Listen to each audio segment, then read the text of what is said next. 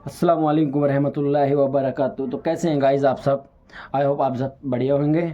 तो गाइज़ जैसे हमने आपको बताया था कि जो हमारा पहला बयान था सलमान अजहरी साहब का, और फिर हमने बताया था कि इसके बाद दूसरा भी पार्ट आने वाला है सलमान अजहरी साहब के बयान का। तो गाइज़ वो आ चुका है और आप जो हैं उसको पूरा सुनकर जाएं। तो ये बयान आप पूरा सुनें और सुनने के बाद आप हमें बताएं कि बयान कैसा लगा आपको, और कमेंट्स में अपनी राय दें और हमें बताएं कि कौन सा पार्ट आपको अच्छा लगा और सलमान अजहरी साहब की सबसे अच्छी बात आपको कौन सी लगी। क्योंकि सलमान अजहरी साहब वो बयान करते हैं जो कि इंसान को समझ के उस पर अमल करना बहुत ज़रूरी है। तो गाइज़ आप ये बयान पूरा सुने और सुनने के बाद हमारे कमेंट्स में राय दें आपको कैसा लगा। तो चलिए आप ये बयान पूरा सुने। तो चलिए स्टार्ट करते हैं कि जिंदगी किस चीज से चलती है। और इसीलिए कहा है, इमाम गजाली रहमतुल्लाह ताला अलैह फरमाते हैं, जो बंदा अल्लाह के जिक्र से कई दिन तक गाफिल होता है तो मुर्दा लाश है जो चल रहा है, बाजारों में जो चल फिर रहा है, जिक्र इलाही नहीं करता तो इसकी रूह खत्म होने के करीब आई है, ये जिंदा लाश है। यहाँ जमाने हो गए, महीनों बीत गए, बरसों हो जाते हैं, कितने दिन ऐसे हैं आपने अल्लाह के जिक्र के लिए अलग से वक्त निकाला हो? कहाँ है वक्त? नमाज भी ऐसे पढ़ करके भाग जाते हैं जैसे लगता है कि कोई चीज हमारे ऊपर सवार थी, जल्दी से हटा दी और भाग गया। नहीं मेरे अजीजों, हमारी रूह जब बीमार होती है, हमारी रूह को जब भूख लगती है तो अल्लाह के जिक्र से इसका इलाज भी होता है और इसको रिस्क भी मिलता है। लेकिन हम रिस्क देते ही नहीं। कभी आपने देखा हमारी बॉडी को, सुबह नाश्ता ना करो, दोपहर में खाना ना खाओ तो शाम तक हमारा जिस्म हिचकोले लेने लगता है, चक्कर आने लग जाते हैं। क्यों? जिस्म दो वक्त के खाने को छोड़ना बर्दाश्त नहीं कर पाता, कमजोरी आ जाती है, जिस्म को भूख लगती है, हमें खाना देना इसे जरूरी है। इसी तरह अल्लाह ने हमारी जो रूह बनाया है, रूह को भी रिस्क की जरूरत है। और रूह का रिस्क क्या है? रूह का खाना पीना क्या है? काजू बादाम मेवे पिस्ते खा करके रूह को ताकतवर नहीं बना सकते। फरमाया गया रूह की ग़िज़ा अल्लाह का जिक्र है। जब बंदा अल्लाह का जिक्र करता है तो उसकी रूह को ताकत मिलती है और रूह कमजोर नहीं रहती, ताकतवर बन जाती है। अज़ीज़ान गिरामी वक़ार, फिर मैं खुलासतन ये बात कहूँगा कि हमने दुनिया में इतनी सारी चीज़ें फैला ली हैं, इतने सारे, जिसकी वजह से गमों का बोझ हमारे दिमाग पर तारी है। और एक वक्त वो आएगा जब सारी चीज़ें छोड़ करके फौरन भागना पड़ेगा, निकलना पड़ेगा। कुछ लोगों के मुतालिक कहा गया है कि रूह निकलने के वक्त उसको बहुत तकलीफ होती है, सबके लिए नहीं। कुछ ऐसे लोग हैं जिनकी रूह निकलने के वक्त दर्द ज्यादा होता है, तकलीफ ज्यादा होती है मरने के वक्त। पूछा गया क्यों? कहा कि ये रूह जो है उसकी सारी बनाई हुई चीज़ों में अटकी हुई है, उसकी औलाद में भी है, उसके माल में भी लगी हुई है, उसके घर में भी लगी हुई है, उसके जायदाद में भी लगी हुई है। रूह जब निकल रही होती है उन सब चीज़ों से भी निकल रही है। जहां जहां इसकी ख्वाहिशात लगी हुई थी सब जगह से खींचा जा रहा है, तो दर्द बढ़ता चला जाता है, तकलीफ बढ़ती चली जाती है। और फिर वो जब देख रहा होता है खाली हाथ जा रहा हो, तकलीफ ज्यादा होती है। इसीलिए मेरे अजीज अल्लाह के नबी सल्लल्लाहु तआला अलैहि वसल्लम का जब आखिरी वक्त आया, आपके विसाल का वक्त आया, हुजूर ने अपनी बीवियों को बुलाया, अज़वाज मुतहरात को बुलाया और पूछा कि किसके किसके पास कितना सोना है, कितना जेवर है। अज़वाज मुतहरात ने कहा मेरे पास इतना है, इनके पास इतना है। सब ने अपने चांदी सोने के जेवरात लाकर पेश कर दिया। हुजूर पाक सल्लल्लाहु अलैहि वसल्लम ने फरमाया, ऐ मेरी बीवियों, ऐ मेरी अज़वाज, अगर तुम चाहो तो ये सब अल्लाह की राह में खैरात कर दो, अल्लाह की राह में इसको वक्फ कर दो, खैरात कर दो। बीवियों ने पूछा, या रसूल अल्लाह सल्लल्लाहु अलैहि वसल्लम, क्या आज से सोना चांदी पहनना हराम हो गया है?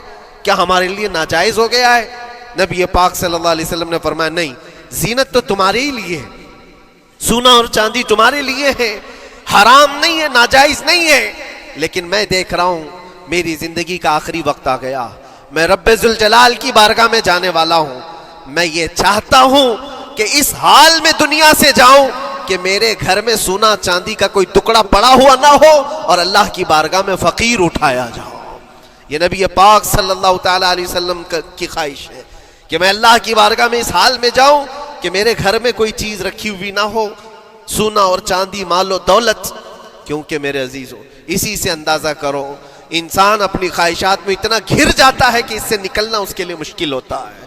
اور روح نکلنے کے وقت یہی تو تکلیف ہوتی ہے کہ کہاں کہاں کیا کیا بنایا تھا, کتنا جمع کیا تھا, حساب کرتے کرتے اس کی روح نکل جاتی ہے. ہم نے دیکھا ہے, میں اپنا ایک تجربہ بتاتا ہوں. عمرہ سے ہم واپس آ رہے تھے, 40 لوگوں کا قافلہ تھا. ایئرپورٹ پر پہنچے, بہت تاخیر ہو چکی تھی اور فلائٹ کا وقت بہت کم رہ گیا تھا. اور حاجی لوگ ماشاءاللہ جاتے ہیں تو خوب بھر بھر کر کے سامان بھی لیتے ہیں. کیا کیا سامان تھے سب کے پاس, اور ہمارا بار بار جانا آنا ہوتا ہے. میں کبھی کوئی زیادہ چیزیں رکھتا نہیں. ہم تو آگے نکلے, گروپ پورا تھا اور سارے لوگ سامان لے کر کھڑے تھے. وقت گزرتا گیا, فلائٹ جہاں چیک ان ہو رہا تھا سامان, انہوں نے کہا کہ 25 کلو سے زیادہ کا الاؤڈ نہیں ہے, اور یہاں 40 کلو لے کر بیٹھے ہوئے تھے. میرا تو تھوڑا سا لے لے, تیرا تو تھوڑا سا لے لے, ایک دوسرے کو پیش کر رہے ہیں. 3-4 لوگوں نے تو مجھے پکڑایا کہ آپ کے پاس سامان کم ہے مفتی صاحب, آپ تھوڑا سا ہمارا لے لو. جس کا لے سکتے تھے لے لیا. پھر اس کے بعد 1 گھنٹے سے کم ٹائم بچا تھا, انہوں نے کاؤنٹر کلوز کر دیا. میں نے دیکھا 20 سے 25 حاجی ایسے ہیں جن کا سامان بکھرا ہوا ہے, اور کیا لے جا سکتے ہیں ہاتھ میں, وہ بھی 7 کلو 8 کلو اتنا ہی تھا. ان کی خواہشات میں دیکھ رہا تھا. کوئی مسلح اٹھاتا ہے, کوئی کھجور اٹھاتا ہے, کوئی کہتا ہے نہیں میرے بچوں کے لیے کھلونے لیا تھا اس کو لے لیتا ہوں. وہ لے لو تو مسلح چھوڑنا پڑتا ہے, یہ لے لو تو کھجور چھوڑنا پڑ جاتا ہے. کسی نہ کسی طرح سے وہ لوگ آخری وقت 2-4 چیزیں لے کر کے نکل رہے تھے, اور بکھرا ہوا پورا سامان ایئرپورٹ پر ایسے ہی موجود تھا. 1-2 کلو نہیں, کتنے کلو کا سامان چھوڑ کر کے یوں ہی آنا پڑا. یا تو پھر فلائٹ کے سفر پہ جاؤ یا سامان میں لگے رہو, 2 ہی آپشن تھے. اور کون وہ چھوٹے سامان کے لیے اپنا سفر ملتوی کرتا. واپس آئے, حسرت بھری نگاہوں سے دیکھتے رہے اپنے سامان کو. اور پھر اندر آ کر جب بیٹھے, میرے ذہن میں یہ بات گونجنے لگی, یہی حالت ہوتی ہوگی جب انسان دنیا سے جا رہا ہوتا ہے, جب یہاں سے رخصتی کا وقت آتا ہے اور ملک الموت سر پر آ کر کھڑا ہو جاتا ہے. روح نکلنے کے لیے بھی تھوڑا سا وقت باقی ہے, بس منٹوں میں بھی نہیں رہ گیا. جب اس کو نظر آتا ہے, اب یہ سوچتا ہے اتنی نمازیں باقی رہ گئی, اتنی زکوٰۃ بھی رہ گئی, حج بھی تھا, اور بھی کچھ چیزیں کسی کے دینے کے باقی تھے, قرضے بھی تھے. کس چیز کی نصیحت کروں, کس چیز کی وصیت کروں.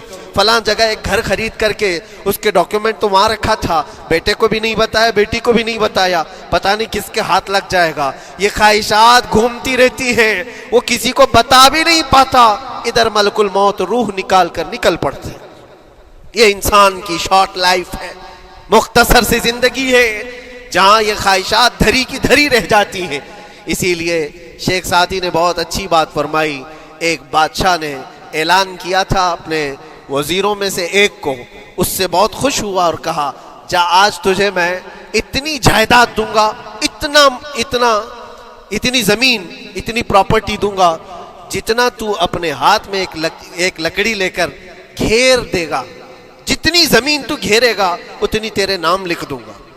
لیکن اس کے لیے ایک شرط ہے, صبح یہ لکڑی لے کر تو راؤنڈ مارنا اور اتنا گول سرکل بنانا سورج ڈوبنے سے پہلے تک, جتنی زمین گھیر لے گا وہ پوری تیرے نام پر. اس نے سوچا کہ اتنی بڑی زمین میں گھیر سکتا ہوں ایک پورے دن. میاں ممبئی والے اچھی طرح جانتے ہیں 4x4 کی جگہ مل جائے تو یہاں کتنی بڑی غنیمت ہوتی. اور اس بندے کو بادشاہ نے کہا لکڑی ہاتھ میں لے لے اور لکیر کھینچ, شام ہونے سے پہلے جتنا کرے گا پورا تیرے نام پر. وہ نکلا, اور جب لکیر کھینچتے جب چلنے لگا, پیچھے مڑ کے دیکھتا تھا بہت لمبی ہو گئی ہے, اتنی زمین میرے نام پر ہونے والی ہے. دوپہر ہو گئی, وہ واپس آنا نہیں چاہ رہا ہے. واپس آ کر کے سرکل پہ ختم تو کرنا ہے جہاں سے شروع کیا تھا. سوچتا اور تھوڑا کرتے وہ اثر ہو گئی اس کی. اب اس کو لگا کہ واپس پلٹنا چاہیے. کئی کلومیٹر ہو گئے تھے, اتنے کلومیٹر کی زمین اب وہ اپنے نام پر کروانے والا تھا. لیکن جب واپس پلٹنے کا وقت آیا, سانس پھولنے لگ گئی, کیونکہ صبح سے چل رہا ہے, کھایا بھی نہیں ہے, پیا بھی نہیں ہے, جس چیز کو جمع کرنے کے لیے دوڑتا رہا. اب سورج پیلا پڑ گیا, ڈوبنا کے وقت قریب آنے لگا تو اب بھاگنا شروع کیا. بادشاہ اور اس کے وزیر انتظار کر رہے تھے کہ یہ لوٹے گا بھی. اب دیکھا بڑی دور سے یہ دوڑتا دوڑتا آ رہا ہے اپنی لکڑی کو لکیر زمین پر کھینچتے ہوئے کہ جلد سے جلد اپنے اس پوائنٹ پر پہنچ جاؤں جہاں سے شروع کیا تھا. سانس پھولنے لگ گئی, دوڑتے دوڑتے ہانپنے لگ گیا, سورج ڈوبنے کے قریب آ گیا, آخری کرنیں باقی تھی اور اس کا پوائنٹ بھی. تو گائز کیسا لگا آپ کو بیان؟ اگر بیان آپ کو اچھا لگا ہو تو ہمارے چینل کو سبسکرائب, ویڈیو کو لائک اور شیئر ضرور کر دینا. اس کا نیکسٹ پارٹ بھی جلدی آئے گا. تب تک کے لیے السلام علیکم ورحمۃ اللہ وبرکاتہ.